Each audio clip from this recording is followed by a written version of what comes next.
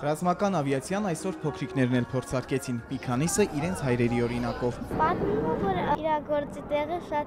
իրագործը շատ դժվար է։ Հայաստանի զինված ուժերի ռազմական ավիացիան 25 տարեկան է։ Պատերազմի տարիներին ստեղծվելով այն մեր բանակն ավելի մարդունակ դարձրեց։ Փոքրուց երազել եմ,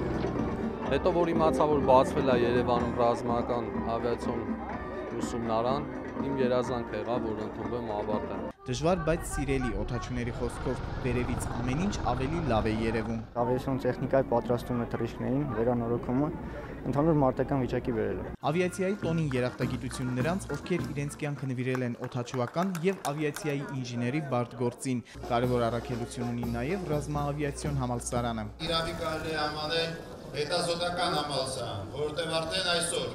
այդ համալսարանում նախագծված եւ ստեղծված սարքերն են համալրում մեր զինված ուժերի եւ հատկապես օդուժի